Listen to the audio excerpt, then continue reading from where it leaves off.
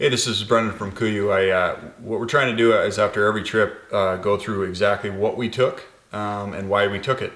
So this trip I just got back on, we're at the lodge here. It was a horseback backpack trip for red stag into the Andes. And I was packing for 5 to 7 days, and the temperature ranges were going to be from about 25 to possibly as high as 70. Unfortunately, we didn't see any of that high-end 70 stuff. So I'm going to go through clothing first, what I took and why I took it, and optics and everything else. So as far as base layer, top layer go, I brought a Merino 125 t-shirt, a Merino 210 t-shirt, or zip tee, and the Tiburon shirt. And I've been using this Tiburon shirt a lot. It's great for windy days that are kind of warmer. It breathes really well, so I was real happy with that system there. For pants, I brought Merino 145 zip long underwear and the new Alpine pant. Very happy with that pant. Very durable. Knee pads work great. Everything was great with those, so I was very happy with that. As far as outerwear went, I only brought I brought a guide vest and the new Kenai jacket. I think I wore this 95% of the time. We had some pretty cold weather. We were intermittent spitting rain. Very water resistant, very warm. For riding a horse, it was phenomenal. Rain gear, which we use quite a bit. I brought the Chugach system, jacket and pant. As far as gloves, I brought guide gloves, the new North Star, which I used a couple days when it was really cold. I brought a merino beanie, merino neck gaiter, a ball cap, our new yarn stocks, 2 pairs. And that was literally everything I had in my pack the whole time, in my pack or on me the whole time. That was it. I didn't take anything else. Very warm, dry, had no problems with anything. On the sleep system, we were expecting a little bit of rain, but not as much as we got, and high winds. So what I brought is a 15-degree bag, which is on the kind of the lower end of the temperatures we were going to see. I brought a new prototype tent that we have. That's a 4-season tent. Was very happy I did. We got some monster wind and rain.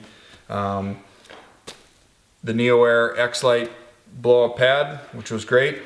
In this bag here, I have super down jacket and pants. If it gets really cold, that's what I sleep in, or glassing up high, and I leave this in the bottom of my pack every day, no matter where I'm going. So that was one other piece of gear we had.